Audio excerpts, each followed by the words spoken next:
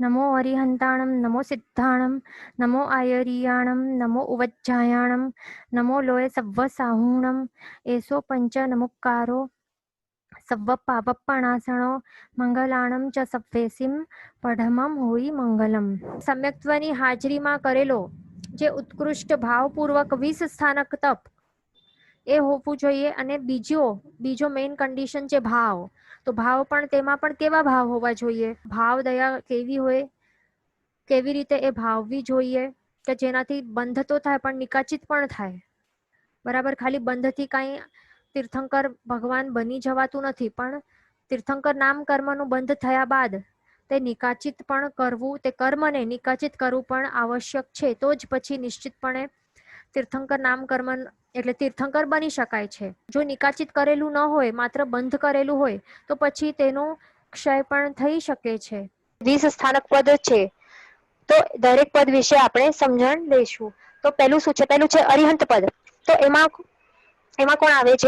જેમણે એવા ઉત્કૃષ્ટ જીવ કે જેમણે 4 ઘાતી કર્મોનો નાશ કર્યો છે, સંપૂર્ણપણે નાશ કરી દીધો છે. એવા કર્મો કે જે આત્માના સ્વાભાવિક ગુણોનો ઘાત કરે છે, એવા 4 ઘાતી કર્મોનો નાશ કર્યો છે અને વિતરાગી બની ગયા છે. જે 4 મેઇન ઘાતી કર્મો છે, જ્ઞાનવર્ણ્ય, દર્શનાવર્ણ્ય, મોહનીય અને અંતરાય, આ 4 ઘાતી કર્મોનો નાશ કરીને એમના હવે આત્મામાં કયા કયા ગુણો પ્રગટાવ્યા છે?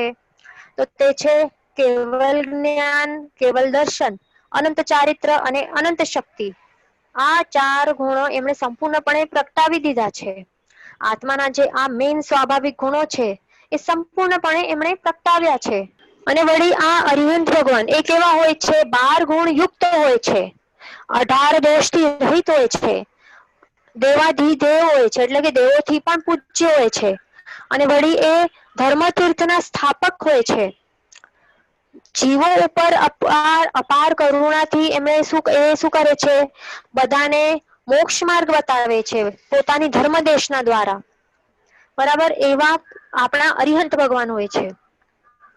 એ વળી 4 નિક્ષેપથી પૂજ્ય હોય છે. 4 નિક્ષેપ કયા? નામ, સ્થાપના, દ્રવ્ય અને ભાવ.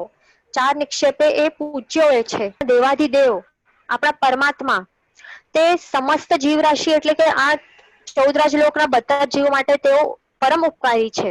તો આવા ભગવાનની ઉત્કૃષ્ટપણે અરિહંત ભગવાન, એ પણ કયા? માત્ર હમણાં જે થઈ જશે છે 24 એ જ નહીં, પણ અનંતા જે બની ગયા છે, અનંત આગળ જે થવાના છે અને હમણાં જે વિચરી રહ્યા છે, તો તે દરેક અનંતા અરિહંત ભગવાનનું ઉત્કૃષ્ટપણે આરાધના કરવાથી શું થાય છે?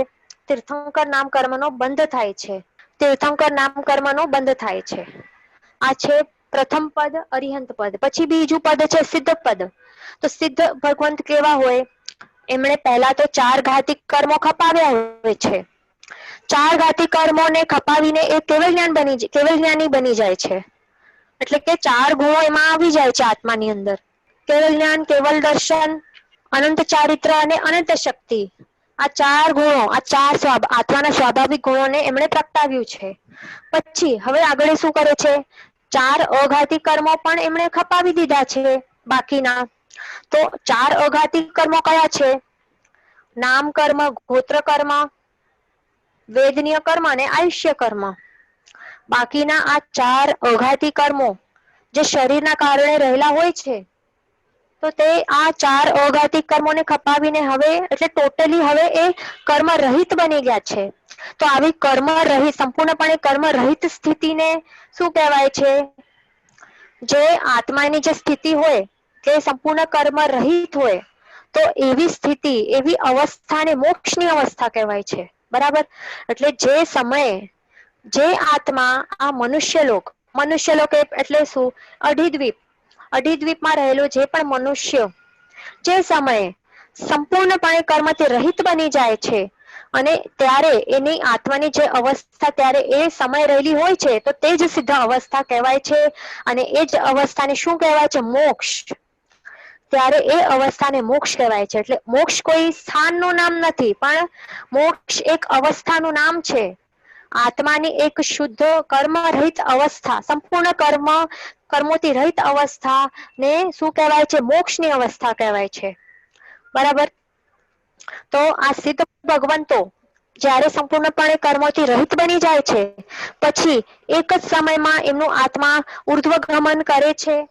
રુજુ ગતિથી તેઓ શું કરે છે, એક જ સમયમાં ત્યાં લોકાગ્ર ભાગે જઈને સ્થિર થઈ જાય છે અને હવે તે જન્મ જરા મરણથી મુક્ત બની જાય છે અને અનંત ગુણવાળો સંપૂર્ણ સ્વરૂપ તે પામી જાય છે. હવે એમના આત્મામાં જે પણ જેટલા પણ અનંત ગુણો છે તે સંપૂર્ણપણે પ્રગટી ગયા છે અને હવે તે અશરીરી બની ગયા છે, અકર્મી બની ગયા છે અને હવે તેઓ કેવા અરુહંત બની ગયા છે. અરુહંત એટલે શું? અરુહંત એટલે કે હવે પાછા સંસારમાં એ ક્યારે પણ પાછા આવનારા નથી. એક વખત હવે એ સિદ્ધ અવસ્થા, મોક્ષની અવસ્થા એમણે પ્રાપ્ત કરી લીધી છે તો હવે ક્યારે પણ એ સંસારમાં પાછા આવનારા નથી. કારણ કે સંપૂર્ણપણે કર્મોને ખપાવીને તેઓ આત્માના સંપૂર્ણ ગુણોને પ્રગટાવી દીધા છે. તો હવે એ ક્યારે પણ વિભાગ દશામાં જવાનો એમને પ્રયોજન રહેલો જ નથી. કારણ કે એમને મેન તો શું કર્યું છે, મોહનીય કર્મને એકદમ સંપૂર્ણપણે ક્ષય કરી દીધું છે. વળી ચાર ઘાતી કર્મો દરેક કર્મોનો ક્ષય કરી દીધું છે. તો હવે એ અરુહંત બની ગયા છે. બરાબર?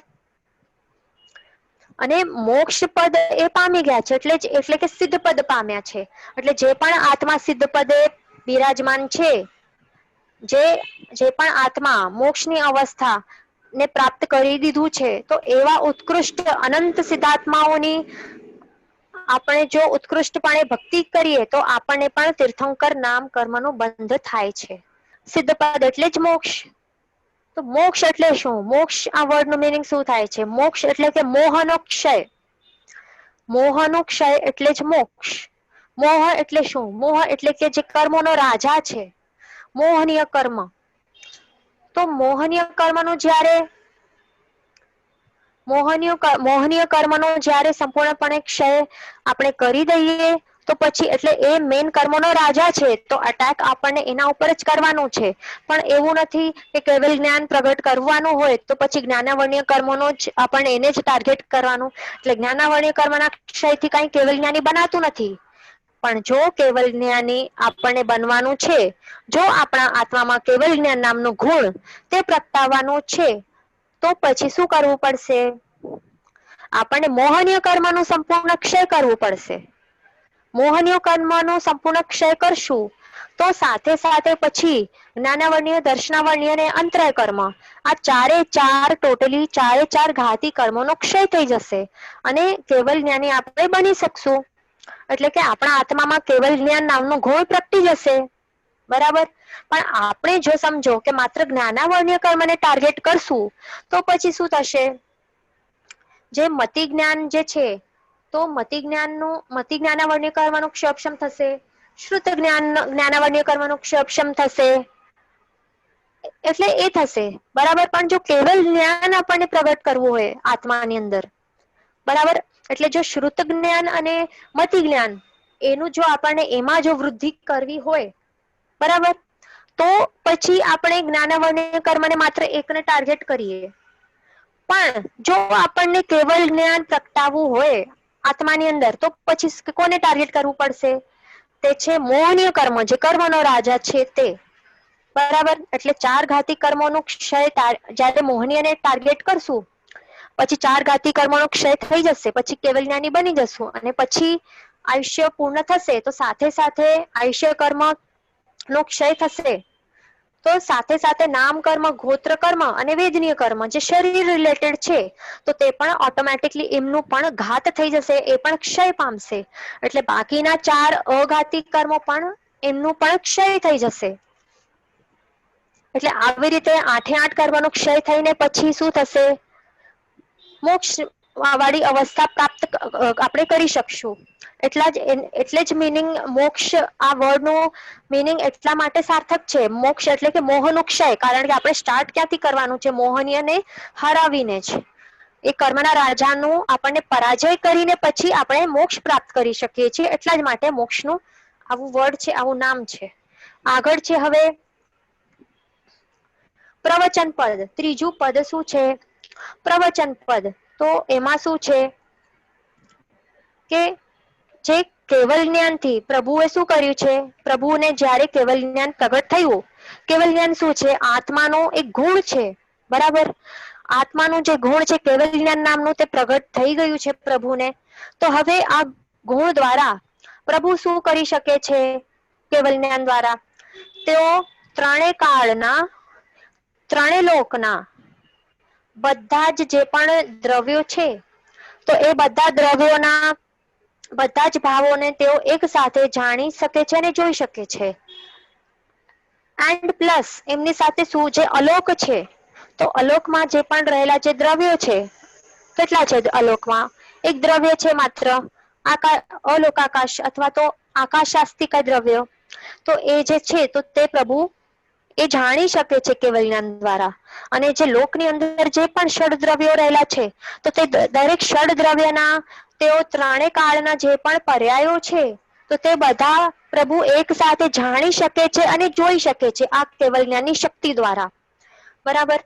તો એ પાવર છે કેવલ જ્ઞાનનો. તો પ્રભુ હવે કેવલ જ્ઞાન દ્વારા શું જોઈએ? આ બધું જાણે છે, બધા પદાર્થોને જાણી ગયા. હવે શું કરે છે પ્રભુ? કેવલ જ્ઞાન દ્વારા જાણે છે અને કેવલ દર્શન દ્વારા એ જુએ છે. અને આવી રીતે પ્રભુ જે હેય, જ્ઞેય અને ઉપાદેય આ ત્રણ પદાર્થો છે, હેય એટલે કે ત્યાગવા યોગ્ય જે પણ વસ્તુઓ છે તે, જ્ઞેય એટલે કે જાણવા યોગ્ય વસ્તુઓ છે તે, અને ઉપાદેય એટલે કે આદરવા યોગ્ય વસ્તુઓ છે તે. તો આ ત્રણે ત્રણ પદાર્થોને તેઓ હવે જાણે છે, જોડે છે. અને શું કરે છે પછી વિતરાગ ભાવથી એ પદાર્થોનું જેવું સ્વરૂપ છે, યથાર્થ સ્વરૂપ છે, સાચું સ્વરૂપ જેવું છે, બસ તેવું જ સેમ ટુ સેમ જેવું જોયું, જેવું સ્વરૂપ છે, અને તેવું જ આપણને બતાવે છે. જેવું છે તેવું જ બતાવે છે. કેમ? કારણ કે હવે એ વિતરાગી બની ગયા છે. હવે એ કરુણાથી પણ હવે એમના પાસે હવે કરુણા પણ નથી, કારણ કે હમણાં હવે એ વિતરાગી ભાવથી હવે બતાડશે. કેવલ જ્ઞાન પ્રાપ્ત પ્રગટ થયા બાદ હવે તો એ વિતરાગી થઈ જશે. એટલે નો રાગ નો દ્વેષ, કાંઈ પણ નથી, કોઈ કરુણા નથી, બરાબર. કરુણા ક્યારે હતી પ્રભુના જીવને? છેલ્લા ત્રીજા ભવે, છેલ્લા બીજા ભવે ત્યારે કરુણા રહેલી હતી કેવલ જ્ઞાનના. અને છેલ્લા ભાવમાં કેવલ જ્ઞાન પ્રગટ થયું એનાથી પહેલા પણ કેવલ જ્ઞાન પ્રગટ થાય એના બાદ પછી કરુણાનો ભાવ પણ રહેલું ન હોય. હવે વિતરાગ વાળા ભાવથી હવે એ પ્રવચન આપે છે, બરાબર. વિતરાગ ભાવથી એટલે કોઈના ઉપર પક્ષપાત પણ નથી, બરાબર. જેવું છે તેવું બતાવે છે. અને પૂર્વ ત્રીજા ભાવમાં જે એમના હૃદયમાં જે અસીમ કરુણા રહેલી હતી, તો એના કારણે પછી આ લાસ્ટ ભાવમાં હવે શું કરે છે? જે પણ નવ તત્વો છે એમનું જે રિયલ અને જે ચરમ સત્ય જે સ્વરૂપ છે, તો એની પ્રરૂપણા કરે છે. હવે એ મોક્ષ માર્ગ બતાડે છે. પ્રવચન એટલે કે દેશના દ્વારા, ધર્મ દેશના દ્વારા હવે એ મોક્ષ માર્ગ બતાડે છે બધા જીવોને.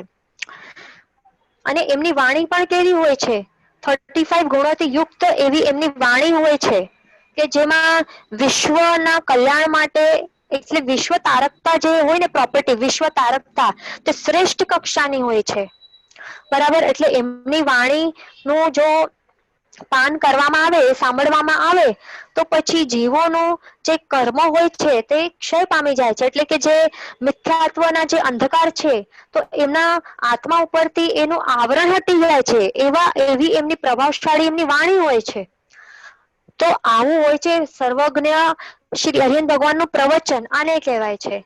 એટલા જ માટે તો જીનવાણી પણ પૂજવા લાયક છે, બરાબર. જીનવાણી કેવી છે? એ પણ પૂજવા લાયક છે. માત્ર પ્રભુ પૂજવા લાયક નથી, પણ એમના માંથી જે પણ એમની જે જીનવાણી છે તે પણ પૂજવા લાયક છે. અને એટલા જ માટે તો આપણે શું કરીએ છીએ? જે શ્રુત જ્ઞાન છે, તો શ્રુત જ્ઞાન તો એમની જ વાણી છે ને, જે પણ લખેલું છે તે પ્રજીન વાણી જ લખેલી છે, બરાબર. એટલે શ્રુત જ્ઞાન જે આગમ શાસ્ત્ર જે ચોપડા છે, એટલા જ માટે તો જ્ઞાન પૂજન ત્યાં કરે છે, કારણ કે એમની અંદર જીનવાણીના રૂપી જે શબ્દો લખેલા હોય છે, બરાબર. એટલે જીનવાણી પણ એવી જ પૂજ્ય હોય છે. અને આ પ્રવચન પદ જે છે ત્રીજું, એની પણ ઉત્કૃષ્ટ આરાધના કરવા દ્વારા આપણે પણ તીર્થંકર, આપણું પણ તીર્થંકર નામ કર્મ તે બંધાઈ શકે છે અને ભાવ પણ જો એવું આપણે મિક્સ કરીએ, કયા ભાવ દયા ભાવ અનુકંપા, તો આપણો પણ તીર્થંકર નામ કરવા બંધ થઈને પછી નિકાચિત પણ આપણે કરી શકશું. હવે ચોથું છે આચાર્ય પદ. તો આચાર્ય પદમાં શું છે? આચાર્ય ભગવંત કેવા હોય છે? 5 ઇન્દ્રિયોનું દમન કરનારા, બ્રહ્મચર્યની 9 વારનું પાલન કરનારા, 4 કષાયોને થી જીતનારા, એટલે 4 કષાયોને હરાવનારા અને 5 મહાવ્રતોના પાલનહારા હોય છે. વળી 5 આચારનું પણ એ પાલન કરે છે. 5 સમિતિ 3 ગુપ્તી નું પણ સાધના કરે છે. એટલે ટોટલ શું 36 ગુણોના ધારક છે આચાર્ય ભગવંત. બરાબર? એટલે આવા 36 ગુણોને ધારણ કરનારા જે આચાર્ય ભગવંત હોય, અને એ પણ હમણાં જે અવેલેબલ હોય તે જ નહીં, હમણાં જે વિચરી રહ્યા છે તે નહીં, પણ અનંતા જે પહેલા થઈ ગયા છે, ભવિષ્યમાં આગળ થશે, તેઓ બધા જ અનંતા આચાર્ય ભગવંતો. તો આવા ગુણો, આટલા 36 ગુણોથી યુક્ત એવા આચાર્ય ભગવંતની આરાધના કરવાથી, ઉત્કૃષ્ટ પ્રકારની આરાધના કરવાથી શું થાય છે? તીર્થંકર નામ કર્મનો બંધ થાય છે. હવે આગળ આવે છે સ્થવિર પદ. પાંચમું શું છે? સ્થવિર પદ. તો સ્થવિર કોણ હોય? ગુણથી, પર્યાયથી અને જ્ઞાનથી જે વૃદ્ધ હોય છે, જે અધિક હોય છે, તો તેમને સ્થવિર કહેવાય છે. એટલે વળી જે ગીતાર્થ હોય, ગીતાર્થ એટલે કે જે શાસ્ત્રોના જાણકાર હોય છે, શાસ્ત્રોને જાણે છે, શાસ્ત્રમાં રહેલા પદાર્થોને તેઓ જાણે છે. અને સૌથી મેન ગીતાર્થ ગુરુ ભગવંત કેવા હોય? મેન એ વિવેક વાળા હોય. વિવેક વાળા એટલે કે કઈ સિચ્યુએશનમાં કેવી રીતે વર્તવું, એમના પાસે સચોટ જ્ઞાન હોય, એ પણ શાસ્ત્રના પ્રમાણે. બરાબર? શાસ્ત્ર પ્રમાણે કેવા સિચ્યુએશનમાં કેવી રીતે વર્તન કરવું જોઈએ, કેવી રીતે શું બોલવું જોઈએ અને શું કરવું જોઈએ, કેવું આચરણ કરવું જોઈએ, એનું એમના પાસે જ્ઞાન રહેલું હોય, એવા વિવેકવાળા હોય છે, ઉત્તમ વિવેકવાળા હોય છે ગીતાર્થ ગુરુ ભગવંત. એટલે કહેવાય છે તેઓ ઉત્સર્ગ અને અપવાદ માર્ગોના જાણકાર હોય છે. બરાબર? ઉત્સર્ગ માર્ગને પણ જાણે છે. એટલે જે નોર્મલી જે ફોલો કરવા યોગ્ય છે તે ઉત્સર્ગ માર્ગ. જે રાજમાર્ગ છે, એટલે એ ઉત્સર્ગ કહેવાય છે. પણ અપવાદ શું હોય? એટલે કે અમુક એક્સેપ્શન, એટલે અમુક આવી સિચ્યુએશન આવી જાય તો ત્યારે ઉત્સર્ગ માર્ગથી ઉતરીને પછી ક્યારેક અપવાદ માર્ગનું સેવન કરવું પડે છે. બરાબર? તો તે કહેવાય છે અપવાદ માર્ગ. તો આ સ્થવિર જે હોય છે, સ્થવિર ભગવંત, તો તે કેવા હોય છે? આવા ઉત્તમ વિવેક વાળા હોય છે કે તેઓ જાણે છે કે ઉત્સર્ગ માર્ગને જ ફોલો કરવું જોઈએ, પણ ક્યારેક આવા અપવાદ એટલે કે એક્સેપ્શન્સ વાળા એવા કેસીસ હોય તો ત્યારે કેવી રીતે વર્તવું જોઈએ, એ પણ શાસ્ત્રના લઈને, શાસ્ત્ર વિરુદ્ધ નહીં, બટ શાસ્ત્ર પ્રમાણે કેવી રીતે વર્તવું જોઈએ, તો તેઓના ઉત્તમ જાણકાર હોય છે. એટલા જ માટે આપણને શું કહેવાય છે? શાસ્ત્રકાર ભગવંતો શું કહે છે કે આપણા દ્વારા જે પણ કરેલા જે પણ પાપ વગેરે હોય છે, અપરાધો, તો તે બધા ચોપડીમાં લખીને અથવા તો મોઢેથી કહીને એટલે કોના પાસે જવું જોઈએ? જે ગીતાર્થ ગુરુ ભગવંત હોય એમના પાસે. તો એ આપણે સ્થવિર ભગવંત પણ કહી શકાય છે. બરાબર? કારણ કે તેઓ આપણા બુકમાં આપણે શું લખેલું હશે, એટલે આપણે કેવા છીએ, આપણે તો શું, પણ સંસારમાં જે પણ છદમસ્ત છે, તો તે જીવો પાસેથી કેવા અપરાધો થઈ શકે છે. કારણ કે બધા કર્મોથી ભારી છે, કર્મોથી વશ છે. એટલા માટે શ્રાવક અને શ્રાવિકો દ્વારા પણ અમુક એવા પાપો થઈ શકે છે કે જેમાં બહુ એમને શરમનું અનુભૂતિ થતી હોય, છતાં પણ જ્યારે એમના એવા પ્રકારના અપરાધો લખીને આપે અથવા તો મોઢેથી કહે કે મારા વડે આવા વિચારણા, આવી ખરાબ વિચારો આવી ગયા, અથવા તો આવો પ્રકારનો આચરણ મારાથી થઈ ગયું, તો પણ આ સ્થવિર ભગવંત હોય, જે ગીતાર્થ ગુરુ ભગવંત હોય, તો એમના ભાવમાં બિલકુલ પણ કઈ પણ ન રાગ આવે ન દ્વેષ, એટલે રાગ નહીં બટ દ્વેષ પણ નહીં આવે, કે એવા ભાવ પણ નહીં આવે કે હાય આ તો કેવું દેખાવમાં બહારથી ધાર્મિક લાગે છે, શ્રાવક કેવો છે અને કેવી શ્રાવિકા છે, છતાં આવા અપરાધો કર્યા એવા એમના મન પણ એવા વિચાર પણ નહીં આવે. કેમ? કારણ કે તેઓ કેવા હોય છે, તેઓ જ્ઞાની હોય છે, તેઓ રત્નાધિક હોય છે, તેઓ વિવેકવાળા હોય છે, ધીર હોય છે, ગંભીર હોય છે, બરાબર. અને તેઓ યતિ ધર્મના ગુણોથી ભરપૂર હોય છે. એટલે તેઓ જાણે છે કે જે પણ સંસારી જીવો છે, છદમસ્ત છે, તો તેમના દ્વારા આવું થઈ શકે છે. કારણ કે કર્મવશ છે આત્મા, તો એવું થઈ શકે છે. એટલા માટે તેઓ કાંઈ પણ એમના ભાવમાં બિલકુલ પણ ચેન્જીસ થતા નથી આપણા પ્રત્યે, બરાબર. તેઓ કઈ યાદ પણ રાખતા નથી. અને જે અપરાધોને જોઈને, વાંચીને કે સાંભળીને એના અનુરૂપે તેઓ એવા વિવેક વાળા હોય છે કે એના અનુરૂપે શું પ્રાયશ્ચિત આપવું જોઈએ, આ શ્રાવકે શ્રાવિકાને એવું ઉચિત એવું શાસ્ત્રના પ્રમાણે એવું પ્રાયશ્ચિત આપે છે કે જે ફોલો કરવાથી આપણે પણ આપણો જે અપરાધો છે એનાથી આપણું શુદ્ધિકરણ થઈ શકે છે, આપણા આત્માનું, બરાબર. એવા ઉત્તમ ગુણોવાળા એવા સ્થવિર મુનિ હોય છે. તો અત્યંત જ્ઞાની હોય છે. આપણે એ જ કીધું કે શાસ્ત્રના જાણકાર હોય છે. વળી રત્નાધિક આપણે કીધું. રત્નાધિક એટલે શું? તો ત્રણ રત્ન હોય છે: જ્ઞાન, દર્શન, ચારિત્ર. તો દરેક જ્ઞાનની આરાધના પણ એવી જ, સમ્યક જ્ઞાનની આરાધના એવી જ ઉત્કૃષ્ટ પ્રકારે હોય. વળી સમ્યક જ્ઞાન, સમ્યક દર્શન અને સમ્યક ચારિત્ર, ત્રણે ત્રણ જે આ મેન મોક્ષ માર્ગ છે, તો એની આરાધના એ ઉત્કૃષ્ટ પ્રકારે કરતા હોય છે. એટલા માટે એમને કહેવાય છે કે તેઓ શું છે? રત્નાધિક છે. પછી આગળ બીજું આપણે પર્યાયથી કહ્યું, બરાબર. એક તો જ્ઞાન કહ્યું, બીજું ગુણો અને પર્યાય. તો આપણે પર્યાયની વાત કરી લઈએ. તો પર્યાયથી પણ તેઓ કેવા હોય છે? દીર્ઘ સંયમ નો પર્યાય એમનો હોય છે. એટલે કે મિનિમમ લગભગ તો એવું હોય છે, લગભગ કે 25 વર્ષ મિનિમમ સંયમનું પર્યાય એવું એટલું હોય છે. અને એનાથી અધિક એટલે 25 એન્ડ અબાવ. તો આટલો દીર્ઘ સંયમ પર્યાય વાળો તેઓ હોય છે. લાંબા સંયમ એટલે આટલો બધો એમણે ચારિત્ર ધર્મનું પોતે જ આચરણ કરેલું હોય છે. તો એવા મુનિઓ જે હોય છે, તો તેમને પણ સ્થવિર મુનિ કહેવાય છે. વળી તેઓ વયથી પણ સ્થવિર હોઈ શકે છે. પછી આપણે શું કહ્યું? ગુણોથી. તો ગુણોમાં શું હોય છે?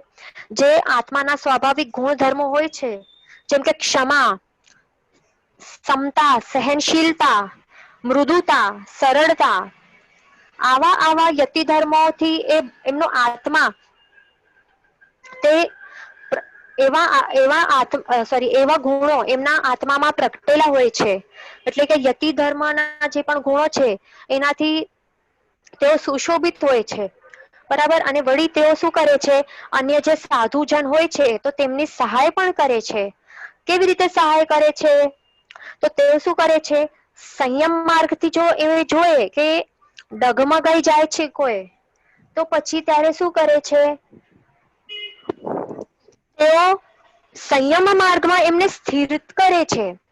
એમને જો લાગે કે કોઈક નાનકડા સાધુ જો એ ડગમગાઈ જાય છે, ચારિત્ર પાડવાનું બહુ એમને હાર્ડ લાગી રહ્યું છે, અથવા તો કઈક પ્રોબ્લેમ ફેસ કરી રહ્યા છે, કે કઈ પણ એની પ્રોબ્લેમ સંયમ માર્ગથી જો ડગમગાતા હોય, તો પછી એ જાણી લે છે. એમના બોડી લેંગ્વેજ થી તે જાણી લે છે, બરાબર. અને પછી તે શું કરવા પ્રયત્ન કરે છે? સંયમ માર્ગમાં તેઓ સ્થિર કરે છે. તો એવા ઉત્તમ ગુણો વાળા જે હોય છે, તો એમને શું કહેવાય છે? સ્થવિર મુનિઓ કહેવાય છે, બરાબર.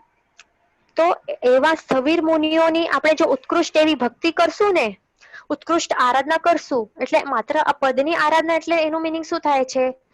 આપણે ત્યાં જો સ્થવિર મુનિઓ બિરાજમાન હોય, તો એમની ઉત્કૃષ્ટ રીતે આરાધના કરવાની. વળી ભાવપૂર્વક જે અનંતા થઈ ગયા છે અને અનંતા થશે, એમની પણ ભાવપૂર્વક ઉત્કૃષ્ટ આરાધના કરવાની, બરાબર. વૈયાવચ બહુમાન ભાવ વગેરે કરવાનું, સુપાત્રદાન વગેરે કરવાનું. તો એવા પ્રકારની ઉત્કૃષ્ટ જો આપણે ભક્તિ કરશું, આરાધના કરશું, તો પછી આ સ્થવિર પદ દ્વારા પણ આપણને શું થશે? તીર્થંકર નામ કરવાનું બંધ થઈ શકશે. આગળ છઠ્ઠું છે ઉપાધ્યાય પદ. તો એ શું છે? તો ઉપાધ્યાય ભગવંત એ 25 ગુણોના ધારક હોય છે. તેઓને શું કહેવાય છે? વાચક કહેવાય છે. તેઓને શું કહેવાય છે? પાઠક કહેવાય છે. તો હવે 25 ગુણોની વાત કરીએ તો એ પણ બે પ્રકારે એમની ગુણોની એટલે કેલ્ક્યુલેશન થઈ શકે છે. ફર્સ્ટ ટાઈપ આપણે જોઈએ તો એમાં શું છે 11 અંગ, 12 ઉપાંગ, ચરણ સિત્તરી અને કરણ સિત્તરી. એટલે કેટલા થયા? 25 ગુણો થયા. 11 અંગ, 12 ઉપાંગ, ચરણ સિત્તરી અને કરણ સિત્તરી. તો આવા 25 ગુણોના ધારક અથવા તો બીજી રીતે કેવી રીતે થઈ શકે છે? 14 પૂર્વો, કેટલા? 14 પૂર્વો પ્લસ 11 અંગ, કેટલા થયા? 25 થયા એ પણ બરાબર. તો 14 પૂર્વ પ્લસ 11 અંગ. તો એવી રીતે પણ 25 ગુણોના જે ધારક હોય છે તો એવા કોણ હોય છે? ઉપાધ્યાય ભગવંત હોય છે. તેઓ શું કરે છે?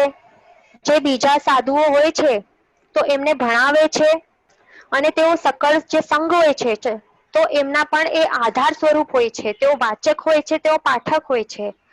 પોતે સ્વાધ્યાય કરે છે અને બીજાને પણ ભણાવે છે. તો એવા ને કોણ કહેવાય છે? ઉપાધ્યાય ગુરુ ભગવંત કહેવાય છે.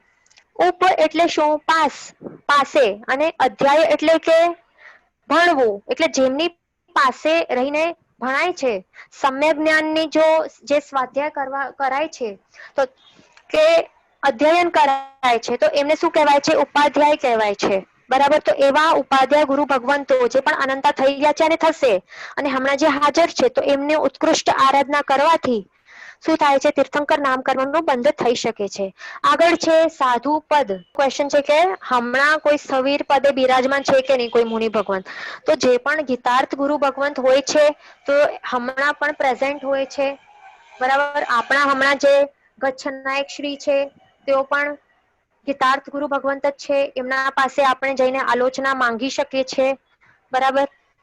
એટલે હમણાં પણ તેઓ હોય છે અને હમણાં પણ જે રત્નાધિક હોય છે કે દીર્ઘ સંયમ પર્યાય વાળા હોય છે તેઓ પણ સ્થવિર હોય છે. હમણાં પણ અવશ્ય તેઓ બિરાજમાન છે, રહેલા છે. બરાબર. જેઓ જ્ઞાનની, સમ્યક જ્ઞાનની બહુ ઉચ્ચ પ્રકારે સાધના કરી રહ્યા છે અથવા તો દર્શન પદની અથવા તો સમ્યક ચારિત્ર ગુણની જે ઉત્કૃષ્ટ પ્રકારે આરાધના કરતા હોય છે, જેઓ અત્યંત શાસ્ત્ર આગમ ગ્રંથો જેમણે ભણ્યા હોય છે તો એવા જે હોય છે અને વળી જેમના દીર્ઘ સંયમ પર્યાય હોય છે તો હમણાં પણ આવા સ્થવિર મુનિઓ બિરાજમાન હોય છે અને વિદ્યમાન છે. બરાબર. ઓકે. હવે આગળ આપણે ઉપાધ્યાય પદ જોયું. હવે આગળ છે સાધુ પદ. તો સાધુ પદ શું છે? કે જેમણે સંસારનો ત્યાગ કર્યું છે, જે 5 મહાવ્રત ધારી છે અને જે 22 પરીશોને સહન કરે છે. પરીશો એટલે કે જે કષ્ટ, જે પણ કષ્ટ એમને આવે છે તેઓ કેવી રીતે સમતાપૂર્વક એ સહન કરે છે અને કર્મોની નિર્જરા કરે છે. અને તેઓ પોતે મોક્ષ માર્ગ ઉપર ચાલનારા છે અને બીજા જે સાધુ ભગવાન છે, જે મોટા છે, એમની તે સહાય કરે છે, વૈયાવચ કરે છે. તો તેમને સાધુ કહેવાય છે, સાધુ મુનિ ભગવાન કહેવાય છે. તેમના 27 ગુણો હોય છે. તો આવા જે અણઘાર હોય છે, આવા જે સહાય કરનારા જે સાધુ ભગવંત હોય છે, જે પોતે 22 પરીક્ષાઓને ક્ષમતાપૂર્વક જે સહન કરે છે અને કર્મોની નિર્જરા કરે છે તો તેવાઓને શું કહેવાય છે? સાધુ ભગવંત કહેવાય છે. બરાબર. અને એની અંદર સાધ્વીજી ભગવંત પણ આવી જાય છે. બરાબર. સાધુ ભગવંત અને સાધ્વીજી ભગવંત બંને નું સમાવેશ એની અંદર થઈ જાય છે. તો આવા જે પણ બિરાજમાન છે હમણાં અને અનંતા થઈ ગયા છે, અનંતા થશે, તો તે બધાનો ઉત્કૃષ્ટ રીતે આપણે જો આરાધના કરશું તો આપણું પણ તીર્થંકર નામ કર્મ બંધાઈ શકે છે. આગળ છે 8મું જ્ઞાન પદ. જ્ઞાન હવે શું છે? તો જ્ઞાન તે શું છે? તે આત્માનું સ્વભાવ છે. જ્ઞાન જે છે ને તે આત્માની અંદર રહેલું એક ગુણ છે. બરાબર. આત્મા, આપણા પોતાના આત્માનો ગુણ છે જ્ઞાન. આત્માનો સ્વભાવ છે જ્ઞાન. અને એના ઉપયોગથી આત્મા શું કરી શકે છે? જો સંપૂર્ણપણે આ જ્ઞાન ગુણ જો ખીલેલો હોય, એટલે કે કેવલ જ્ઞાન કે અનંત જ્ઞાન, આપણા બધાના દરેકના આત્મામાં અનંત જ્ઞાન રહેલું છે. જો સંપૂર્ણપણે જો એ ખીલી ઉઠે છે, જો એ પ્રગટાવવામાં આવે છે, પછી તો તેનો ઉપયોગ કરીને એક જ સમયમાં અથવા લોક અને અલોકમાં રહેલા બધા જ પદાર્થોના બધા સ્વરૂપેને જાણી શકે છે. અને આ જ્ઞાનથી શું થઈ શકે છે? પોતાનું હિત થઈ શકે છે અને બીજાઓનું પણ હિત થઈ શકે છે. આવો આ જ્ઞાન ગુણો એ છે જેનો ભોગવટો કરીને આત્મા તે સુખી બને છે. પણ અજ્ઞાન એવો છે, એના ઓપોઝિટ છે, જે છે અજ્ઞાન. તો અજ્ઞાન એવો છે કે અત્યંત દુઃખમય અવસ્થા હોય છે, બરાબર. તો અજ્ઞાનતાનો ત્યાગ કરીને આપણને જ્ઞાનને સમ્યક જ્ઞાન ગુણને પ્રગટાવવા માટે આપણને પુરુષાર્થ કરવું જોઈએ અને જ્ઞાનની ઉત્તમ પ્રકારે સાધના કરવી જોઈએ.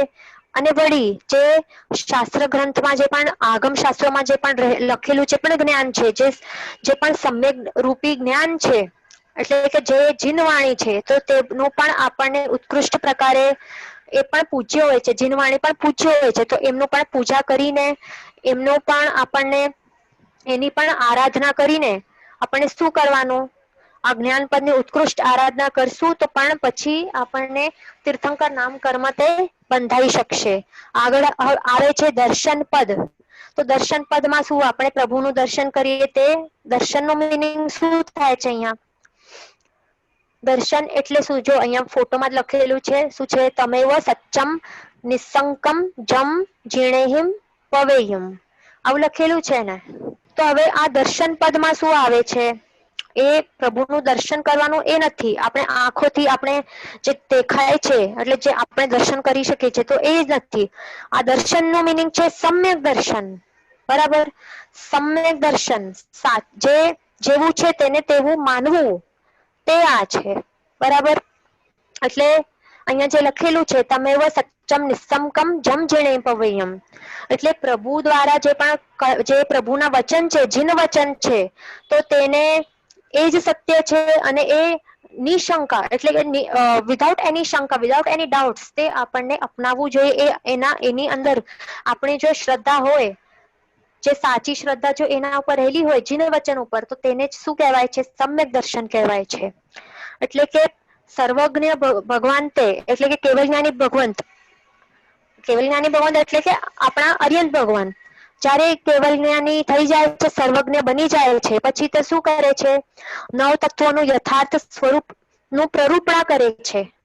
તો નવ તત્વોના દરેક એક એક તત્વ, પુણ્ય પાપ, જીવ અજીવ, પુણ્ય પાપ, આશ્રવ સંવર, બંધ નિર્જરા મોક્ષ, એ દરેક એ નવે નવ તત્વોનું યથાર્થ સ્વરૂપ બતાવે છે. એટલે જે જેવું છે તેવું બતાવે છે. અને એ સ્વરૂપો, એ જે નવ તત્વો છે, તો એની અંદર કયા હેય છે, કયા ઉપાદેય છે અને કયા જ્ઞેય છે. તો જે પ્રકારે એ બતાવે છે સ્વરૂપ, નવતત્વનું સ્વરૂપ બતાવવું, એનું મિનિંગ શું થાય છે? કે હવે એ પાપ બતાડે છે કે એક તત્વ છે ને, નવ તત્વમાંથી એક તત્વ છે પાપ. તો પાપનું સ્વરૂપ કેવી રીતે બતાડશે? એ કહેશે કે આ હેય છે. પાપની અંદર શું આવી શકે છે? ફોર એક્ઝામ્પલ 18 પાપ સ્થાનકો છે, તો તે 18 પાપ સ્થાનકોને સમજાવીને પછી શું કહેશે? કે આ બધા હેય છે. એટલે પાપ જે કરવું તે આપણને હેય લાગવું જોઈએ, એટલે ત્યાગવા જેવું લાગવું જોઈએ. જો આપણે તે પ્રભુનું આ વચન છે કે પાપ એ હેય છે, અને જો આપણે એમને માન્યું, આ જીન વચનને માન્યું, તો એનું મિનિંગ શું થાય છે? કે આપણે જીવનમાં ક્યારે પણ એના ડેલી લાઈફ આપણને ક્યારે પણ એવું નહીં લાગવું જોઈએ કે પાપ કરવા જેવું છે, પાપ કરશું તો જ આગળ વધશું, પાપ તો કરવું પડે જ છે સંસારમાં રહીને, એવું જો આપણું માન્યતા હોય ને, તો પછી સમજી લેવાનું કે આપણામાં હજી સમ્યક દર્શન ગુણ પ્રગટેલું જ નથી. આપણને અરિયંત ભગવાનના જીન વચન એટલે કે એમની જે વાણી છે, એમના જે વચન છે, એના ઉપર આપણને શ્રદ્ધા રહેલી જ નથી. માત્ર ઉપર છેલ્લી ખોખલી જ શ્રદ્ધા છે. આપણે માત્ર મોઢેથી કહી છે કે ના, ભગવાન ઉપર શ્રદ્ધા છે. પણ શ્રદ્ધા ત્યારે જ કહેવાય પ્રભુ ઉપર કે જ્યારે પ્રભુએ જે કહેલા છે જીન વચન છે, તો જીન વચન ઉપર પણ શ્રદ્ધા હશે તો ત્યારે જ કહેવાશે ને કે પ્રભુ પર શ્રદ્ધા છે, નહીં તો કેમ કહેવાશે? અને પ્રભુના એટલે કે જીન વચન ઉપર શ્રદ્ધા હોય તો પછી આપણે જે સ્વરૂપે જે તત્વો બતાડ્યા છે, તો એવી રીતે આપણને અપનાવવા જોઈએ ને, સ્વીકારવા જોઈએ ને. પ્રભુએ જે કહ્યું છે કે નિર્જરા, કર્મોની નિર્જરા કરવી, તે કેવું છે? ઉપાદેય છે, એટલે કરવા જેવું છે. પણ આપણું જો એવી માન્યતા હોય કે નહીં, ક્રોધ તો કરવા જેવું છે, ક્રોધ કરશું તો પછી કર્મનો બંધ થશે ને, તો પછી આપણે વિપરીત માન્યતા થઈ ગઈ. એટલે આપણું કોન્ટ્રાડિક્ટરી થઈ ગઈ ને. પ્રભુ શું કહે છે કે કર્મ નિર્જરા એ ઉપાદેય છે, કરવા જેવી છે, પણ આપણી માન્યતા છે કે ક્રોધ કરવા જેવું છે. જો ગુસ્સો કરશું નહીં તો પછી જીવન જીવી શકશું નહીં, દુનિયામાં જીવી શકશું નહીં. એટલે આપણને ક્રોધ વગેરે કરશું તો કર્મનો બંધ થશે. તો પ્રભુએ કર્મ બંધ કહ્યું એટલે ઉપાદેય નથી કહ્યું. કર્મ બંધ તે હેય કહ્યું છે, ત્યાગવા જેવું છે, કર્મ બંધ કરવા જેવું નથી. પણ આપણી અંદર માન્યતા વિપરીત રહેલી હોય. જો વિપરીત માન્યતા હોય તો પછી સમજી જવાનું કે સમ્યક દર્શન ગુણ આપણામાં પ્રગટેલું નથી, જીન વચન ઉપર શ્રદ્ધા પણ નથી. બરાબર. એટલે આ બહુ ડીપ વિષય છે, તે આપણે સ્ટાર્ટિંગના ફર્સ્ટ લેક્ચર્સમાં લીધું હતું. બરાબર. એટલે મેઇન આપણામાં અહીંયા શું છે કે જીન વચન ઉપર સાચી શ્રદ્ધા રાખવી, નિશંક બુદ્ધિ રાખવી જીન વચનમાં, તો તે જ સમ્યક દર્શન છે. અને એના વગર કરેલું જે પણ ધર્મ આપણે કરીએ ને, નાનકડું કે બહુ મોટું ધાર્મિક અનુષ્ઠાન પણ કરી લઈએ, દેરાસર પણ બંધાવી દઈએ, પણ જો સમ્યક દર્શનની હાજરી ન રહેલી હોય તો બધું કરેલું ધર્મ તે નિષ્ફળ થાય છે. નિષ્ફળ થાય છે એટલે આ નિષ્ફળતાનું મિનિંગ શું થાય છે? હવે ફળ તો મળે છે, પણ જે સાચું ફળ છે, જે મોક્ષ ફળ જે આપણને જોઈએ, મોક્ષ ફળ નથી, આપણને મોક્ષ ફળ નથી મળવાનું. પણ કયો ફળ મળશે? માત્ર સંસારની વૃદ્ધિ થશે, સદગતિ મળશે. બરાબર. પુણ્ય કર્મ બંધાશે, પણ આપણું તે ધ્યેય નથી. પુણ્ય કર્મ વધારે બાંધવાનું તે શું આપણું લક્ષ્ય છે? આપણું લક્ષ્ય તો એ છે કે મોક્ષ આપણને પ્રાપ્તિ કરવાની છે. એટલે કે પુણ્ય પણ કર્મ નહીં જોઈએ અને પાપ કર્મ પણ નહીં જોઈએ. બરાબર. એટલે તે ધ્યાનમાં રાખવાનું છે. એટલા માટે આપણને શું કરવાનું? સમ્યક દર્શન જે ગુણ છે એ મોટામાં મોટો ગુણ કહેવાય. બરાબર. જેવી રીતે કર્મનું રાજા તે મોહનીય કર્મ, તેવી રીતે સમ્યક દર્શન નામનું ગુણ એ મહા મોટું આ ગુણ છે આત્માનું. જો એ પ્રગટી જાય અને એ પ્રગટ્યા બાદ જે પણ ધાર્મિક ક્રિયા કરવામાં આવે પછી તે જલ્દીથી મોક્ષ અપાવનારી બને છે. બરાબર. અને આ આત્માનો સ્વભાવ છે, એની અંદર રહેલું આ સમ્યક દર્શન નામનું ગુણ છે. એટલે આપણને અહીંયા પણ ડાયરેક્ટલી ફર્સ્ટ તો આપણને મિથ્યાત્વ મોહનીય કર્મને ઉપર જ આપણને ટાર્ગેટ કરવું પડશે. ઓકે. તો આટલું આપણે જોયું દર્શન પદનું. એના ઉત્કૃષ્ટ જો સાધના કરવામાં આવશે તો અવશ્ય આપણે જલ્દીથી મોક્ષ પદે આપણે બિરાજમાન, એટલે તીર્થંકર નામ કર્મનું બંધ થઈ શકશે આપણું. બરાબર. પછી આગળ છે વિનય પદ 10મું. તો વિનય શું છે? એ આત્માનો સ્વભાવ છે. જો મૂળભૂત ગુણ છે આત્માનું, એ મૂળ છે ને, બધા જ ગુણોનું જો મૂળ કહીએ ને તો તે વિનય છે. અને વિનય એ એક રૂપ છે. કોનું રૂપ છે? નમ્રતાનો જે રૂપ છે. બરાબર. વિનય અને નમ્રતા બંને એક સરખી ગણી શકાય છે. જો વિનય ન હોય તો પછી એક એક કરીને બધા ગુણો ચાલ્યા જાય આપણા આત્માથી. બરાબર. અને વિનય ન હોય તો પછી એક એક ગુણો અવગુણો એ આત્માની અંદર પ્રવેશતા જાય છે. વિનય ન હોય તો પછી શું હોય? એનું મિનિંગ છે કે આપણામાં બહુ અહંકાર છે, આપણામાં અભિમાન રહેલો છે. અને આ અહંકાર અને જે અભિમાન છે તો તે આત્માના સ્વભાવ નથી, પણ તે વિભાવ દશા છે. એટલા માટે તે ત્યાગવા યોગ્ય છે. બરાબર. પણ વિનય જે છે તો તે કેવું છે? આપણા આત્માનો સ્વભાવ છે. એટલે એની અંદર જ આપણને રમણતા કરવી જોઈએ. વિનયને ત્યાગવું ન જોઈએ. કોઈ પણ પ્રકારની સિચ્યુએશન રહેલી હોય તો એનું આપણને ત્યાગ કરવું ન જોઈએ. અને મોક્ષની પ્રાપ્તિનું પણ જો બીજ જો કહેવાય તો તે વિનય ગુણમાં છે. બરાબર. એટલે આ પદની જો પણ આપણે ઉત્કૃષ્ટ આરાધના કરશું તો જેમ આપણે કહ્યું કે વિનય નામનું ગુણ જો હશે તો એક એક કરીને બધા ગુણો આવતા જશે. આવી રીતે પછી આગળ જઈને આપણે તીર્થંકર નામ કર્મનું પણ બંધ થઈ શકશે. હવે આગળ આવે છે ચારિત્ર પદ 11મું. તો ચારિત્ર જે છે તો તે પણ આત્માનો ગુણ છે. ચારિત્ર એટલે માત્ર દીક્ષા લેવાની એ નથી, એનું એ મિનિંગ નથી. બરાબર. ચારિત્ર એ માત્ર દીક્ષા લેવી એ જ નહીં, બટ ચારિત્ર નું મિનિંગ શું છે? એ એક આત્માનું ગુણ છે, આત્માનો સ્વાભાવિક ગુણ છે. અને એનું મિનિંગ શું થાય છે? ચય પ્લસ રિક્ત. ચય પ્લસ રિક્ત એટલે કે કર્મના સંચયથી રિક્ત થવું. તો તેનું નામ છે ચારિત્ર. બરાબર. એટલે કે ચારિત્રને શું કહેવાય? વીરતિ પણ કહી શકાય, એટલે કે પાપથી અટકવાનું. બરાબર. અને વીરતિ તે એટલે કે પાપથી અટકવું તે આત્માનો સ્વભાવ છે.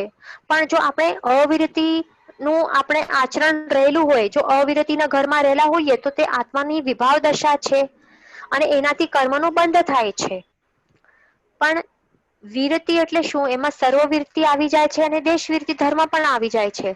એટલે જો ચારિત્ર ની વાત કરવામાં આવે તો ચારિત્ર એટલે શું? આપણે જોયું કે કર્મોથી રિક્ત થવું, કર્મોના સંચયથી રિક્ત થવું. તો કેવી રીતે થઈ શકે છે? દેશવીરતિ ધર્મ અને સર્વવીરતિ ધર્મના સ્વીકાર કરશું તો પછી આપણો જે ચારિત્ર ગુણ છે આત્માની અંદર, તો તે હજીને વધારે વધારે ખીલશે, તે પ્રગટ થશે. બરાબર. એટલે શુદ્ધ આચરણ રૂપ જો આપણે કહીએ ને, શુદ્ધ આચરણ રૂપી જે ક્રિયા છે, તો તેને આપણે ચારિત્ર કહી શકીએ છીએ.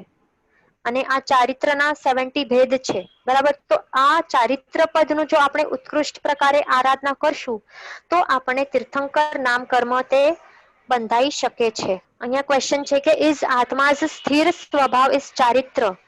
તો ચારિત્ર એટલે શું? હવે ચારિત્ર નો જે ગુણ છે આપણા આત્માની અંદર, તો એને કોણે ઢાંક્યું છે? મોહનીય કર્મ ઢાંક્યું છે. અને મોહનીય કર્મ શું કરવા નથી આપતું? શેમાં અટકાવે છે? આપણા જે સ્વાભાવિક ગુણોમાં રમણતા કરવા માટે તે અટકાવે છે. તો હવે ચારિત્ર ગુણ ક્યારે પ્રગટશે? જ્યારે એ આ ગુણને જે ઢાંકીને બેઠેલું છે મોહનીય કર્મ, તો મોહનીય કર્મને ઉખાડીને કાઢવામાં આવશે આત્મા પ્રદેશો ઉપરથી. જો મોહનીય કર્મનો સંપૂર્ણ ક્ષય થઈ જશે તો પછી આપણે કહીએ કે ચારિત્ર ગુણ, અનંત ચારિત્ર ગુણ આપણા આત્મામાં પ્રગટી ગયું.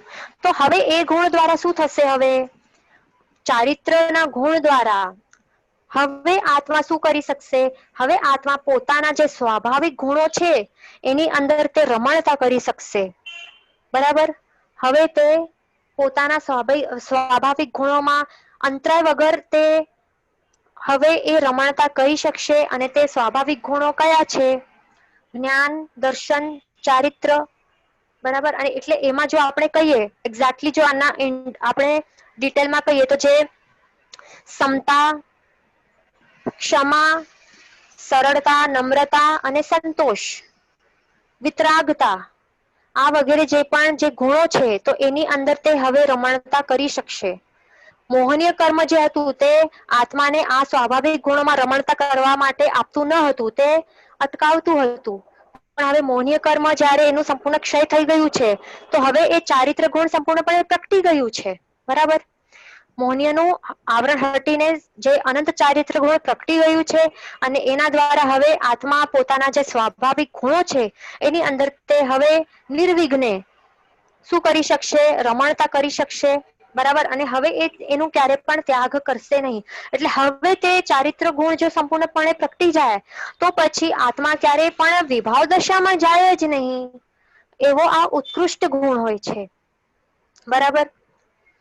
અને એમાં જો આપણે સ્પેસિફિકલી જોઈએ તો ચારિત્ર, મોહનીય કર્મ, કશાય, તો એ છે 11 આપણે જોયા. તો આપણે એક એક જોઈ લઈએ કે 20 સ્થાનક પદોની કોણે કોણે આરાધના કરીને તીર્થંકર નામ કર્મ ઉપાર્જન કર્યો. તો શાસ્ત્રમાં આવે છે કે જે પહેલું અર્યંત પદ છે તો એની ઉત્કૃષ્ટ આરાધનાથી દેવપાલ રાજાએ તીર્થંકર નામ કર્મ બાંધ્યું. પછી બીજું છે સિદ્ધ પદની આરાધના. તો એ કોણે કરી? હસ્તિપાલ રાજાએ કરી. હસ્તિપાલ રાજાએ સિદ્ધ પદની ઉત્કૃષ્ટ આરાધના કરીને તીર્થંકર નામ કર્મ બાંધ્યું. ત્રીજું છે પ્રવચન પદ. તો જીનદત્ત શેઠ, જીનદત્ત શેઠે આ પદની ઉત્કૃષ્ટ આરાધના કરીને તીર્થંકર નામ કર્મ બાંધ્યું. ચોથું છે આચાર્ય પદ. તો પુરુષોત્તમ રાજા એમણે તીર્થંકર નામ કર્મ બાંધ્યું આ આચાર્ય પદની ઉત્કૃષ્ટ આરાધના દ્વારા. પછી પાંચમું છે પદ્મોત્તર રાજા. તો પદ્મોત્તર રાજાએ શું કર્યું? સ્થવિર પદ ની ઉત્કૃષ્ટ આરાધના કરીને તીર્થંકર નામ કર્મ બાંધ્યું. પછી મહેન્દ્રપાલ જે છે તો મહેન્દ્રપાલે ઉપાધ્યાય પદની આરાધના કરીને તીર્થંકર નામ કર્મ બાંધ્યું. પછી 7th છે સાધુ પદ. તો વીરભદ્રજી છે એમણે સાધુ પદની આરાધનાથી તીર્થંકર નામ કર્મ બાંધ્યું.